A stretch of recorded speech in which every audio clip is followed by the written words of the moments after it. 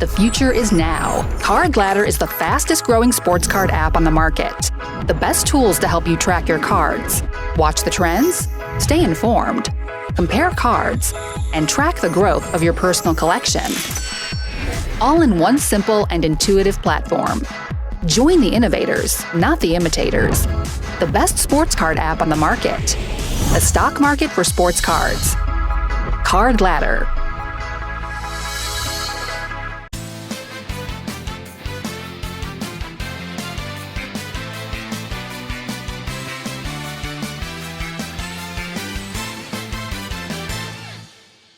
Hey everyone, this is Josh back with Cardboard Chronicles. Today I'm joined by Ezra, the CEO of the sports fractional ownership company Collectable. How are you doing, Ezra? Thanks. Good. You? Doing great. Ready to talk sports cards as always. And today's a different one. Obviously, we're going to be talking about your company Collectable, which is a little bit different, a little bit of a change up. But let's get into it. So why don't you start by just telling us about yourself and your background in the hobby? You got it. Yeah. So I've been in the hobby since I was a little kid. My dad introduced me to the hobby when I was about 5 years old. I'll never forget, every summer my dad would leave us for about 3 to 4 days, and he'd go off with his hobby buddies to whether it's Cincinnati or LA or Chicago, and he would always come back with the stuff that he purchased at the Nationals. And I remember sitting in my dad's bed with my brother and my sister, tearing it open. He would explain to us the history of the cards he bought. He's a big Mantle guy, big Koufax guy. So I've been around the hobby my entire life. And I, like a lot of other people, I'm sure, collected cards when I was a kid. And sort of under this premise that by the time I got to my age today, I'd be retired from the value of my collection, only to find out that most of the stuff I have, unfortunately, is worthless, although some are starting to trend up in prices now, of course. And like a lot of other people, I lost a little bit of touch with the hobby. I found myself working on Wall Street. I spent about 10 years at a New York City-based hedge fund. I also co-founded a minor league football league, so I had a little bit of markets meets, sort of sports entrepreneurship with this overlay of just having been in the hobby my entire life. Cut to about 18 months ago, my dad started saying to me, hey, look, you've been on Wall Street for a long time. If you're getting a little sick of it, there's something happening in the sports collectibles universe. So I started paying attention. I started networking. I started asking around, and I connected with Collectable.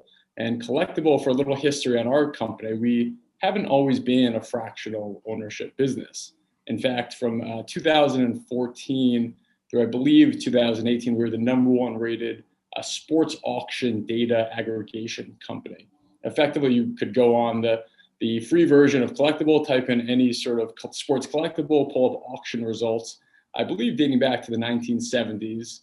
And from that, we had a good reputation. We had a lot of relationships in the industry. We had about 20,000 users, and we've been able to really leverage those relationships and those users and that reputation to sort of really pivot into this fractional mode. So that's a little bit on me, history on me, a little bit of history on the company. Obviously now we've expanded into fractionalization. I'm happy to talk about that. I'm sure we're going to get there. But yeah, we're tremendously excited about what the growth potential is for this hobby. I personally think it's immense. So we're excited about that. So are you still collecting cards today? Have you gotten back into? I mean, you've obviously you're in the hobby to a certain extent, but are you still buying stuff?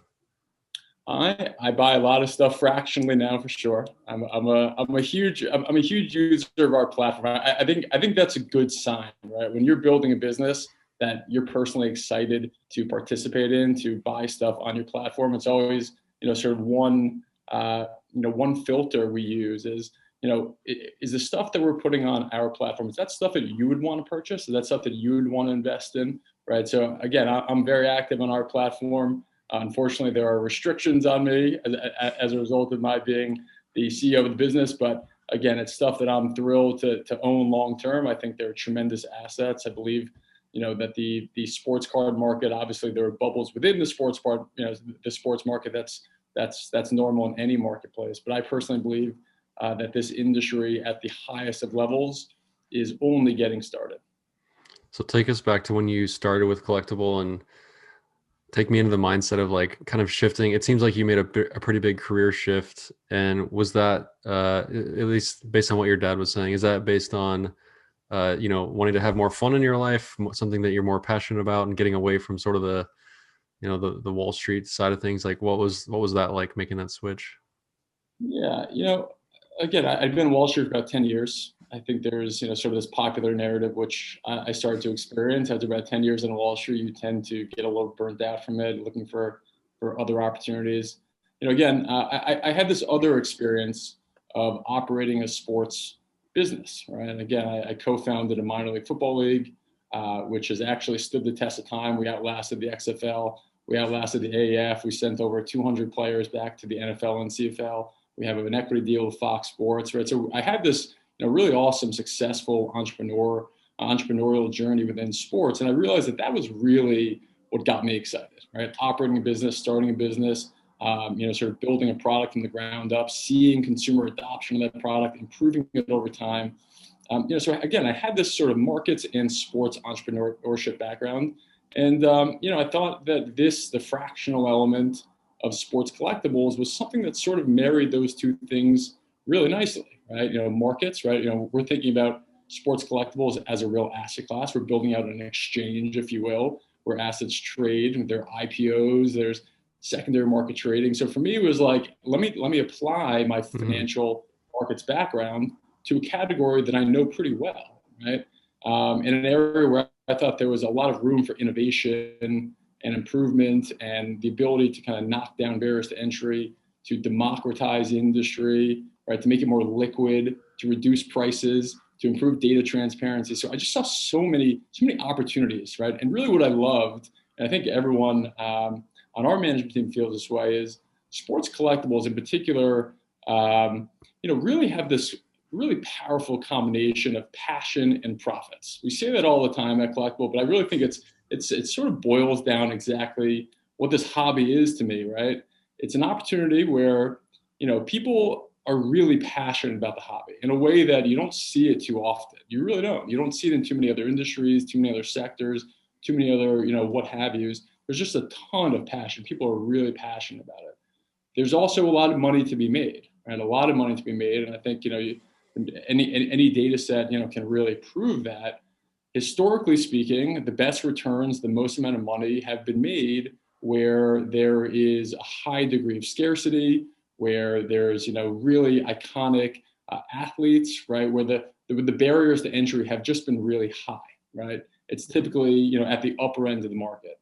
So again, I thought, how can we open up this upper end of the market to anyone over the age of 18, all across the United States, soon all across the world? Again, to democratize the industry, to improve all the things that I think could be improved upon without losing any of that passion, right? And in fact, hopefully making it just easier to feel that passion for anyone who wants to, to learn and be educated on what the industry has to offer. I'm personally, obviously, I'm totally biased here, but I think what fractionalization could do for this hobby is being tremendously understated, tremendously underappreciated. And I get that, there's some reservations about it. Obviously, this hobby doesn't have the greatest, track record of fully embracing new technologies and new entrants into the space. But again, I think fractionalization brings a lot of new participants into the hobby. Does a great job of educating people in terms of the benefits of participating in it.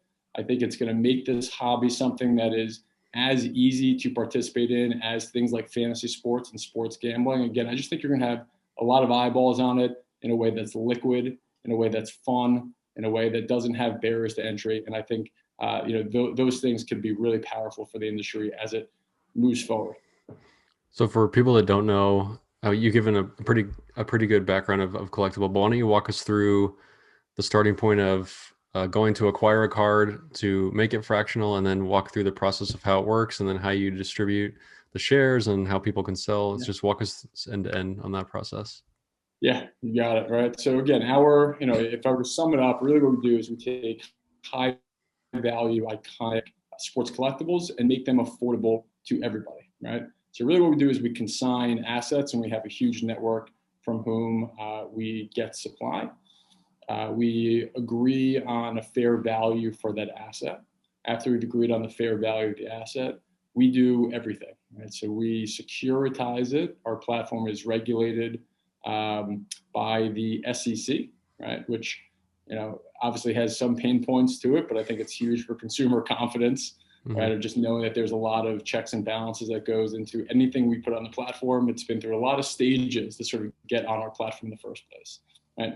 So we securitize it, meaning that we effectively make it a security. We create these little mini companies. Every sports collectible on our platform is its own little mini company. And then we issue shares in that mini company, just like any other public company, just like any other private company. It has shares available, right? And we offer those shares to the public, right? So, instead of needing, for instance, $1 million, one person can buy $1 million of an item. Now you can buy one share of that $1 million item for $10.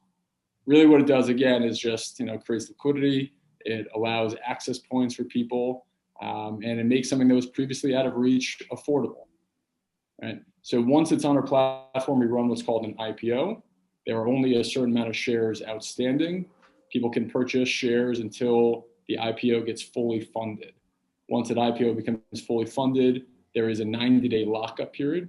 So, to be totally transparent, you won't be able to get your money out of those assets for 90 days. I hope that we're going to be able to shorten that. We're trying to get that down to about 30 days, but for now it's 90 days. After 90 days, it'll go to our secondary market, which we're actually launching officially on Tuesday. It opened up last Friday. We're building a book, and the first executions will be this coming Tuesday. Once it goes to a secondary market, it'll trade like any other stock effectively, right? So it'll fluctuate in value. If there's more demand, it'll go up. If there's more supply and not enough demand, it'll go down. It'll be like, it'll be like any other marketplace. And that's sort of what there is to it. There are two primary ways for people to make money on our platform. This is probably sort of a natural segue too. The first is when you purchase shares in the IPO, right? You could either hold until the secondary market, hold for as long as you want, as short as you want, and then ultimately, hopefully sell it at a higher price. If you sell it at a higher price, you'll make money.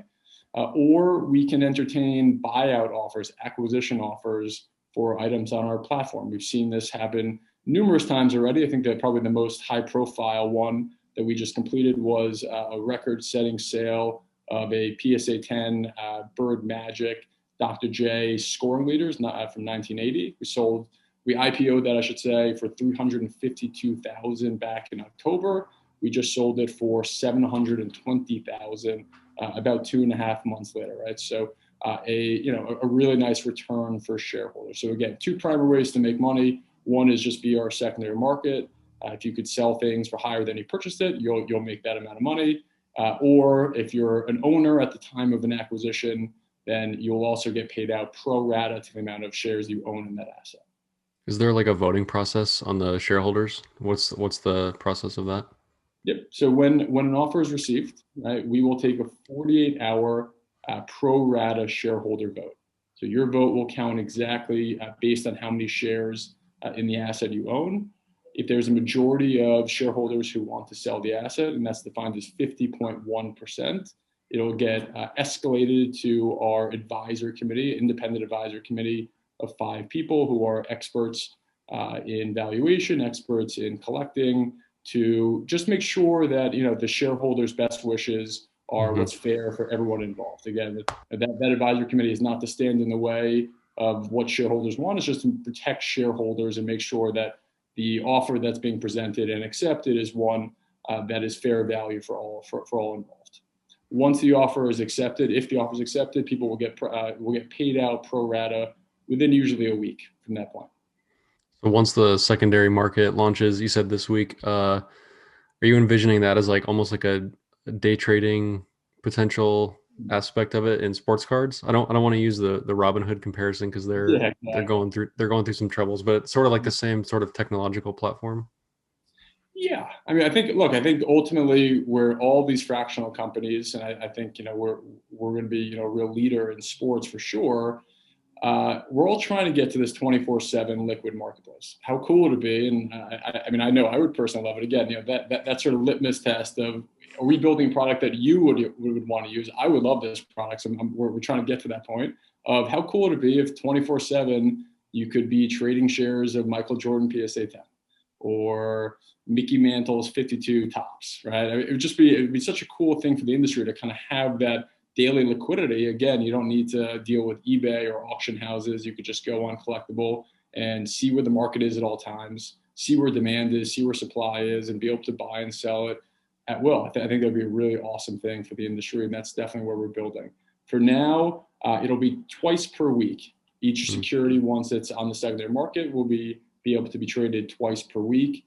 We're doing what's called Power Hour to start. Again, we just want to make sure that we're able to manage the trading of these securities. We're doing Power Hours from 3 o'clock to 4 p.m., the final trading hour of the day. These collectibles, these little mini sports companies, if you will be traded intraday effectively. Right? So you'll be able to have instantaneous executions, and I think it'll be really interesting and really fun for the hobby to see.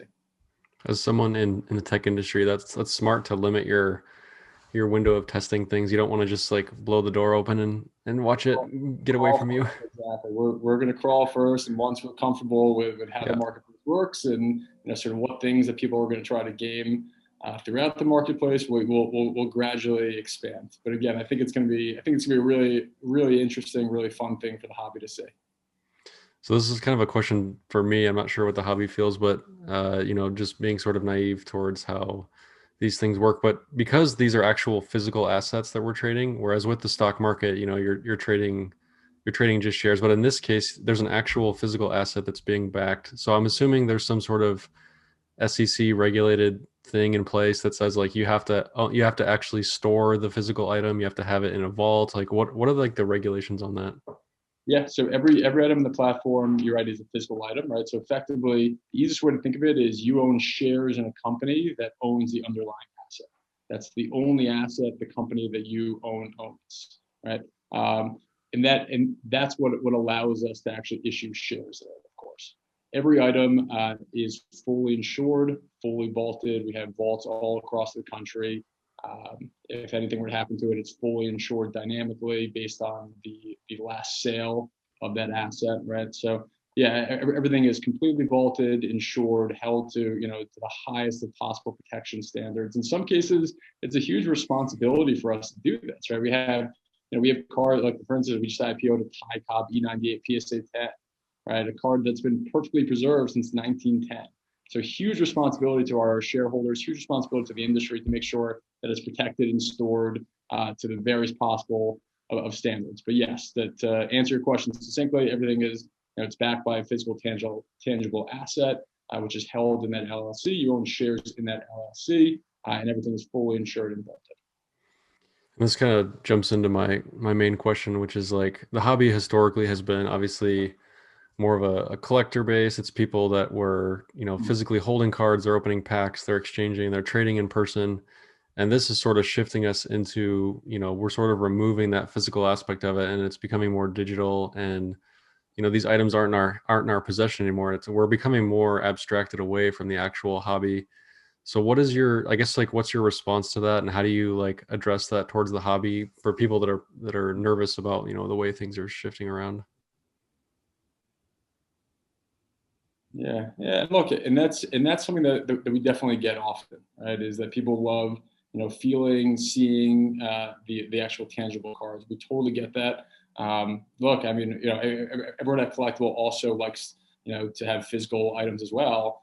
The reality is that most of the items, if not all of the items that we're having on Collectable, are items that almost nobody can afford to own outright anyway, right? Or it's only really able to, be able to afford $1 million item for people who are very wealthy, and that typically is sort of a very small minority of us, right? So again, our motto really is collect what you can collect and what you love and what's in your price range, and invest in items that are out of your price range on Collectable, right? Again, so we don't necessarily think of this as a substitute for physical collecting. All of us, I think, on our team at least, do both, right? We have items that we physically collect that are in our price range that we love, and we invest in items that would sort of otherwise not be affordable or available to us, and we do that fractionally through Collectable. We're also looking at things of, again, how can we sort of how can we sort of recreate or create that similar feeling of tangible ownership, even though this is an intangible holding, right? So I think you'll see a lot of creativity from us on this front, whether it's things like live events, whether it's things like sort of creating these little certificates that represent ownership. We've already done some things already. We hired a really talented artist, Tina Scortis. Paintings, canvases, and 1952 was really, really well received. I think you'll see similar things like that from us. We're also experimenting with things like live events, digital events, game shows for these. I think you'll see a lot of creativity from us in terms of creating similar components to give that degree of physical representation. Yeah, that's great. Yeah, I like what you said about how you're not really like substituting or more supplementing the existing hobby. And another angle that I was thinking, what would interest someone like me who is like, about the collecting side of it, is that I don't collect baseball cards. I'm not interested in owning baseball cards, but I've always been interested in owning a piece of the 52 mantle, as an example. So like, I would never want to buy that card outright. It's too much for me to put into my actual PC, but it would be cool to say, I own a piece of it. So I think there's definitely an angle where it's supplemental. And I mean, are you guys, you walked us through sort of like how you sort of bring the physical to it, but are you guys cognizant of like trying to strike that balance? We are, for sure. Yeah, we are, for sure. And look, I think you said something really important, right? I think people are used to owning things fractionally in a lot of different ways, just not necessarily in sports, right? We think about what a stock is, right? You think about people's 401ks. That's fractional ownership of a business, right? That's all that is, right? Like you don't, you own shares of Facebook, perhaps. You don't own the entire company, right? You own shares in Facebook, right? Sure. You own the amount of Facebook that you can either afford to own or that you're comfortable owning because that's how you want to be positioned. Right. So again, I think fractional ownership in sports really just creates a lot of the same concepts that people are very comfortable with in a lot of other aspects, particularly the financial markets, the public markets. And again, this really has never been available to people before. So Collectible is bringing a lot of innovation to the industry in ways that had never been possible. One other thing Collectible is doing, and out of everything Collectible has done, I think this is probably one of the things that I'm most proud of. Right? Collectible has introduced this concept of retained ownership of collectibles, right? So again, sort of back to this example of Facebook, and I know it's happened to me before. Is you sell things too quickly because you need liquidity, right? You think there may be better opportunities elsewhere, right? So in sports, and I believe me, I also knew this firsthand from my dad. He always tells me that at one point he owned Mickey Mantle 51 Bowman 10, right? Was his like prize holding. But again, it was a long time ago when it wasn't nearly as valuable as it is today. But he sold it because he made some money and he thought it was a good time to sell, and he needed money, right? He had 3 kids and all that stuff, so he sold it only to see it go up dramatically after the fact, right? So one thing that we did is we said, look, you can sell items without selling 100% interest in them. Right. So my dad, for instance, could have sold, half of his shares in the 51 Mantle and held on to the balance, right? Or sold any amount that he wanted to and then held on to the balance in shares on Collectible and either gradually sold it more over time or held on to it in perpetuity, maybe bought more if for whatever reason the market went down. He thought it was a good buying opportunity. So we introduced this concept of retained ownership, of just allowing people to sell partial ownership or own partial ownership in some of their holdings. And that has been something that has been just a massive innovation for consigners. I mean, we get stuff all the time that people said I would never have otherwise given to you unless this concept existed. People love it. I mean, we've got amazing stuff by virtue of the fact that we've created this degree of flexibility for consigners and sellers that has never existed before. So 2 questions then. I mean, the first thought that comes to my mind is I would sell 49.9% so that when those offers come in, right? Is that pretty obvious? And that is something that a lot of people do. Again, and we've been totally transparent with this. I think transparency is of the utmost importance, especially when you're a new concept, and especially in a space like ours where there isn't a lot of trust, right? There's been a lot of bad actors in this category. A lot of people have been burned in a lot of different ways. So we do everything we can to be as transparent as we can. So you're correct, right? There are scenarios, and again, if this happens, it is, it's very transparent in the app. It's transparent in all of our SEC documents. when a consignor owns the majority stake, they have complete voting control when acquisition offers come in. Some people love it. Like I've spoken to a lot of investors on our platform, and they say, that to me is this sign that the consignor believes that there's a lot of upside in it. So I'm only investing in assets where the consignor is keeping a lot of equity. Right? And then we've had other people say, I hate it, for that exact reason. I've given up control. One person has, the ability to kind of control the voting rights. So we've heard both. That and that fact, the fact that I've heard both as often as it has, is actually the thing that I love about it. Right? It creates a market unto itself. People can invest in whatever they want to invest in. Just like there are companies in the public markets where there are, where a CEO, right, has full control, where there are different classes of stock, right? And so if you trust Mark Zuckerberg, you want to buy Facebook because you're in Zuck's hands, right? It's kind of the same thing here. It's created this whole marketplace and whole, sort of gamification element, if you will, of trying to read the tea leaves. If a consignor is keeping majority shares, typically they're doing it for a reason, but you do lose control, right? So again, it's just a different way of doing it, more flexibility, more innovation, more liquidity. And I think that's something that the industry really needed and something that Collectable is proud to have introduced. You should totally gamify it in terms of like, if I have a card that I want to bring to you guys and I say, I want to control 50.1 because I still believe in the card, but I need some liquid cash. This makes sense for me. It's a fun thing that I want to explore. You should give like titles to people, like, faux titles. Like I would get a certificate that says like, you're the CEO of whatever card because you gave us 50, you took, you kept 50 points. And then if one person buys, I'm not sure like your limits on how much shares one person can buy, but if they hit a certain threshold, they become like a, engineer, or they become like a president or whatever. Like I like that. Yeah. Well, look, if you ever want to be chairman of a 1952 top sneaky mantle, this is your opportunity right here. It's kind of fun because like for people that enjoy the business side of it and they enjoy the cards, you're sort of blending their two passions together, like you said earlier. So I think that's kind of fun.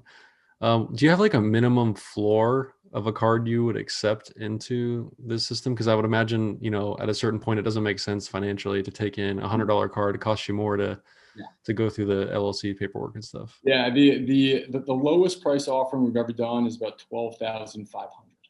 Right? Now, what we have done is if there are assets that are less than $12,500, we can batch them together. Right? So we call it a basket. So we've taken, in some cases 30 cards, in some cases 8 cards, maybe in some cases 2 cards or 2 collectibles or memorabilia items, what have you, and we kind of get up to that $12,000 threshold. Again, anything $12,000, we could do it. It's just the premiums on top of it, given the fact that we have all these expenses to securitize it, to insure it, the legal fees, the broker-dealer fees, what have you. It gets to be a very high percentage of the asset value, and not always compelling for either the consignor or either the buyer. So again, we've sort of figured out that 12,000, give or take 12,500 in that range, is sort of the minimum where we're able to keep premiums low enough where they're still hopefully attractive to the end buyers. Yeah, I mean, going back to the whole like balance and supplementing as a collector and someone that holds, that side of it close to my vest, I feel like I wouldn't even want you guys to go cheaper, because then if you get too cheap and stuff and you start batching a lot of stuff, then all of a sudden you start blurring the line of like, okay, now we're just basically saying everything can be fractionalized and everything else sort of just is unnecessary. That's what makes me nervous, I guess. Yeah. And look, there are other companies out there who are doing lower priced items. You have Star Stock out there, another company called Dibs who's getting started, right? So you have other people occupying that space. That's just not a space. Well, I'm sure, I root for those companies.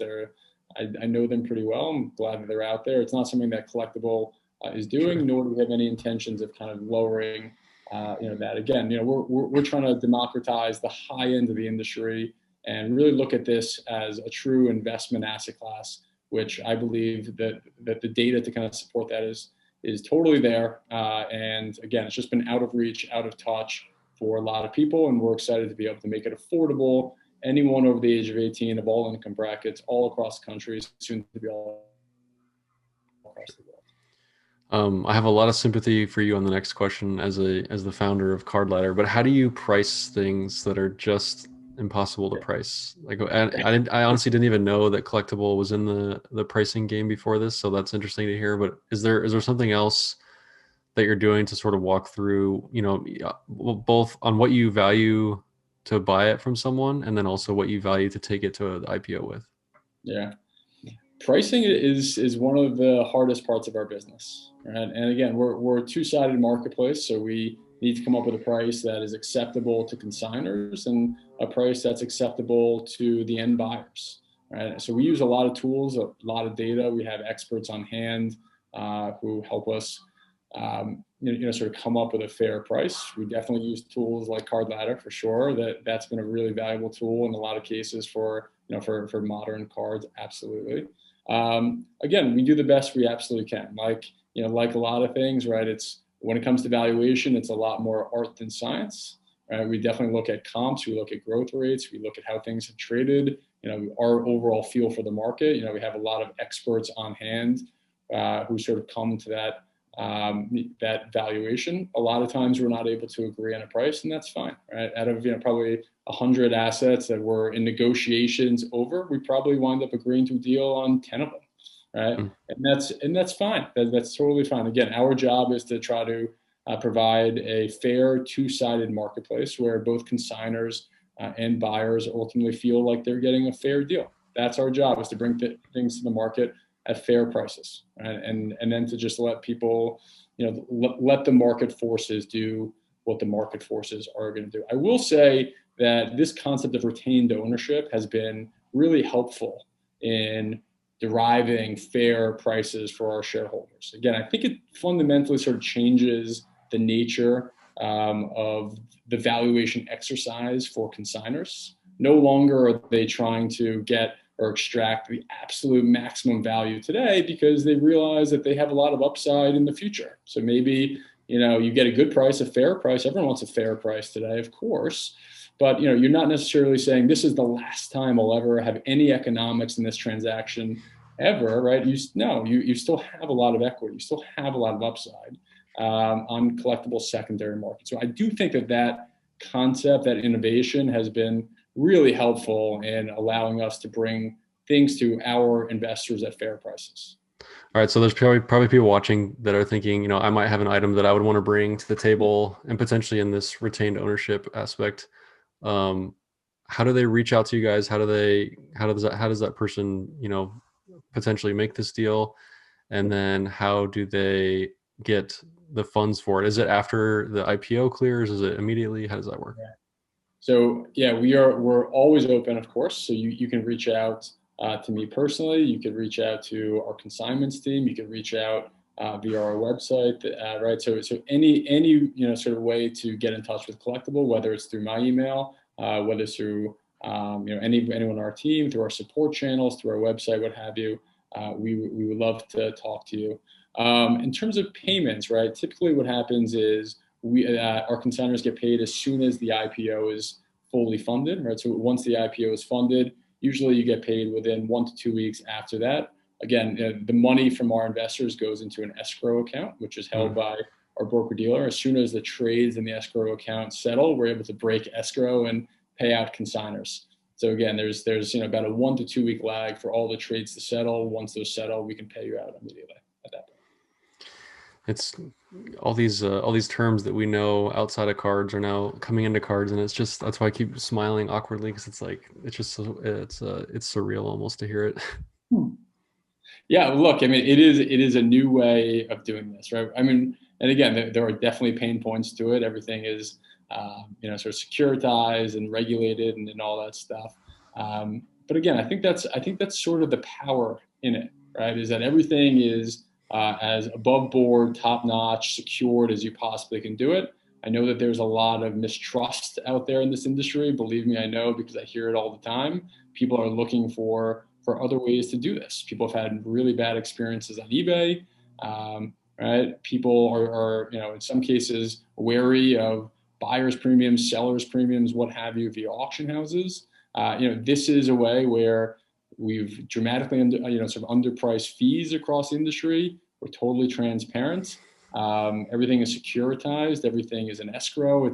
So again, I think that it really does provide a degree of confidence. And really, Sure. my opinion is what's really holding this industry back from being the juggernaut that I think it can be and ultimately will be is confidence, right? People need to feel confident that that there is safety in this industry, that they're not dealing with bad actors, that they're not dealing with people who are going to sort of take their lunch, right? So Collectable really, in my opinion, serves a very valuable niche in this industry to bring that level of confidence, bring that level of transparency, and really just move this industry into the next generation. Definitely not a substitute for physical collecting. We all do both. But again, if there are things that are out of your price range, here's a way to gain exposure to it. And if there are things that you want to retain some degree of upside in it, but still get liquidity, still get capital, we are the only game in town. And again, we take all the burdens off of you. You don't have to worry about storing it. You don't have to worry about vaulting it. You don't have to worry about shipping it. We do everything for you. So, really just it's a really innovative new way and new concept for this industry that I think does a really good job of advancing the ball forward in a lot of ways that people have felt pain in this industry for long periods of time.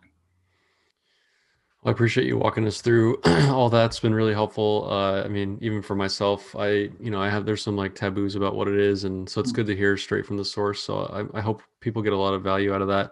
So last question, what's the future for Collectable? What do you guys, I know you mentioned the launch on Tuesday, but what's like the next 6 months to a year look like? Yeah, I mean, look, we've been busy. We just launched in September of 2020. Since then, we've done about 35, 36 successful IPOs. We're waiting on about 60 more to be qualified by the SEC. As soon as those get qualified, I think you'll see us running an IPO almost every day for the next couple of months. It's going to be really exciting to watch.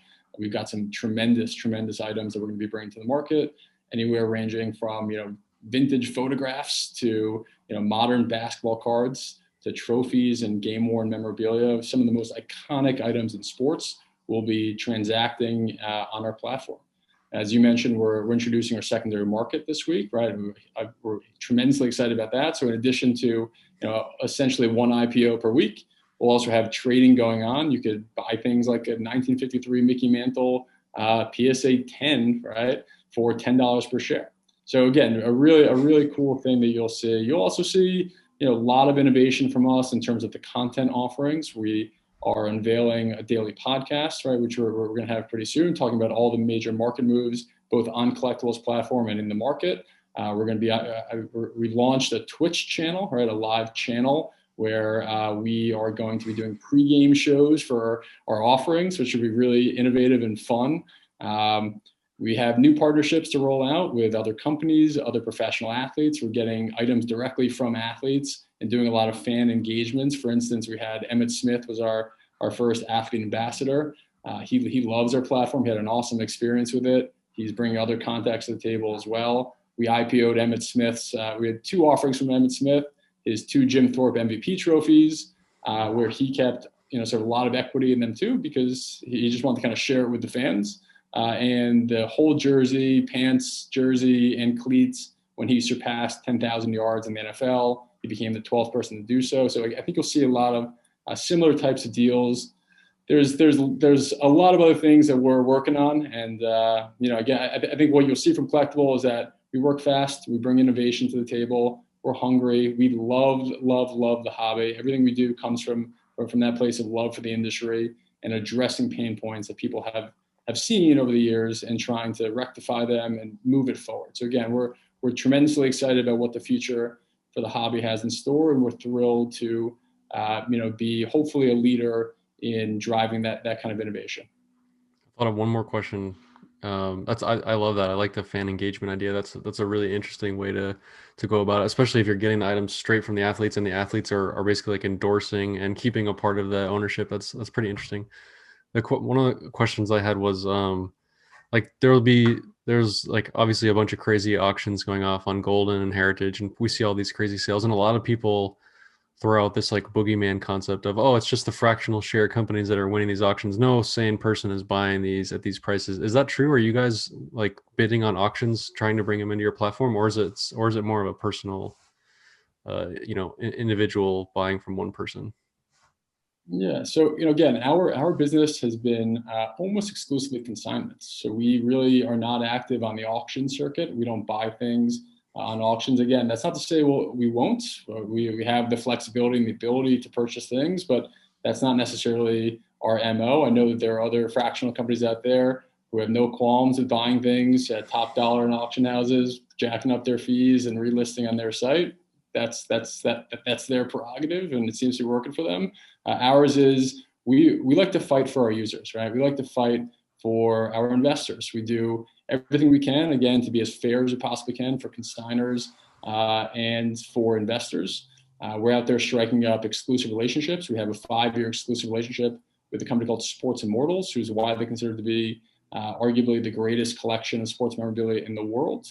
They have about $250 million worth of some of the most iconic stuff you'll ever see. So you're going to be seeing, so a lot of Sports Immortal stuff on our platform. So again, we just have a very large network of people and suppliers and collectors who love working with Collectable. So you're going to see a lot of that. So in terms of, is it the fractional ownership companies for driving up these ridiculous prices on auction houses? It's not Collectable. It's not. So I can safely say it's not us. It may be other fractional platforms out there. But I think that's a good way for me to just give a little bit of my opinion in terms of what could be driving some of these prices, right? I think I've been on the record numerous times over the last couple of months as saying we really believe that this is an alternative asset class, right? That there are really compelling elements to this industry which make it really interesting as an alternative investment. It's definitely happened quicker than I anticipated. I'll be honest with that. I know that there are a lot of funds that have been raised to solely invest in sports cards or sports collectibles. I can tell you there are asset managers that have billions of dollars under management, sometimes even trillions of dollars under management, which are really looking at this category heavily as a true alternative asset class. You think about the tens of trillions of dollars that are almost passively being invested in low yielding investments, whether it's bonds, right? With interest rates as low as they are, there's just not a lot of upside there. You're not really generating a lot of ROI. Cap rates on real estate are really low. People are looking for alternatives, right? And the data sets in sports and sports cards, sports collectibles, any kind of collectible have been really attractive, right? So I think you're just seeing just a massive amount of money coming to the system. I also saw a tweet today, which I thought was really interesting. There's also just a massive amount of money in the system, right? 40% of all the money that has ever been printed in the United States history was printed in 2020, right? There's just a massive amount of money that's currently in the system, and people are chasing these alternative asset classes. So I think that's a lot of what you're seeing. The other thing you're seeing is this industry has gone global, right? I know Ken Golden says it every time, and every time we speak to him, every time he goes on Instagram, he says, "Look, my buyers are international." Right? He has buyers in Saudi Arabia and Israel and China and Australia. So you're seeing the market expand internationally, right? So the pool of buyers has expanded. The other thing that I think cannot be discounted is that sports collectibles are cool, right? Are now cool perhaps for the first time, right? They're being looked at as that third-headed monster, fantasy sports, sports gambling, and sports collectibles through companies like Collectable. I'm not taking all the credit, but we'll take some of the credit. Through companies like Collectable, sports collectibles are now easy to understand. They're digestible. They're affordable. It's no longer purely speculative. There's an investing element to it. You have celebrities, athletes, influencers. I hate that word, but I'll say it. Influencers who are out there talking about sports cards, right? You have, for instance, when LeBron's card sold for 1.8 million or something in the last couple months, he went on Instagram or Twitter and said he owns a couple of those himself, right? So athletes are now looking at this, and athletes are making a lot of money and have a lot of money to spend, right? You have actors like Mark Wahlberg and his kids are getting into it. You have people with big platform like Gary Vaynerchuk who are out there. You have companies like Barstool, The Ringer, you name it, right? So there's just a lot of consumer adoption, this cool factor which has been introduced really for the first time. And again, you're talking about a supply-constrained industry, right? There's only so much top supply out there. Everyone is going after the same stuff, the same athletes, the same players, the same cards. So again, just a massive amount of money, a massive amount of eyeballs going after, really finite supply. And I think that's having a powerful, powerful influence on pricing.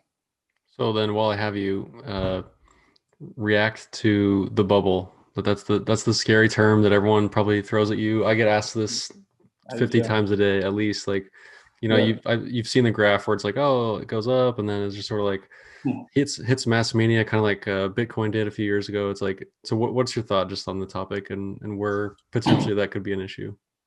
I mean, look, there are bubbles in every industry, right? And I don't think the entire industry is in a bubble. There could be bubbles forming within the industry. I think that's normal and natural, right? Even within a raging bull market over the past 12 years in stocks, there have been things that have been in bubbles that have come crashing down, right? So I think I think when people use the word bubble, it's a little too all-encompassing, right? I think people have to be very specific about what's in a bubble, where the bubble's forming. It's my opinion that in the area of the market that Collectable is dealing in, I don't think it's a bubble at all. I mean, that's not to say that things can't go down, right? Of course they can. It's a marketplace like anything else. It'll fluctuate in price. But again, I think when you're talking at the iconic level, I do not think we're in a bubble. I think there is just a ton of money going after limited supply. And again, prices go up and down. I have no opinion, on the general marketplace. I have no opinion in terms of where short-term prices will go. But I do think that this is a strong alternative asset class, and that narrative of sports collectibles becoming an asset class is really just getting going, right? It's really just getting going. Once that becomes widely accepted, again, just think about it, tens of trillions of dollars that are looking for alternatives. By estimates, again, the data in this industry is not overly clear, and I know through companies like Card Ladder, right? You're taking a real data first focus, and hopefully we'll have better data there, and we'll definitely do our part in terms of giving data as well, right? But again, I've heard the sports card market alone anywhere, I don't know, from maybe a couple billion on the low end to 100 billion plus in the high end. Who knows exactly how big this industry is? And again, so it's a big enough industry where we can build meaningful businesses and make a lot of money, but relative to the other asset classes that are out there that are significantly lower yielding historically, it is tiny, right? So if you put it in those contexts, I think there's a tremendous amount of growth potential that still exists. I personally think we're in the early innings of this movement. Awesome, man. This is really great. I think I'm almost excited to have someone with like a Wall Street background just sort of chop it up on this kind of stuff, because it's nice to have, some more context as opposed to guys that are just in the hobby, just sort of making it up as we go, as I often do. And I appreciate the background on Collectible. So we look forward to seeing more about it, and we'll talk soon. Awesome. Thanks so much for having me on.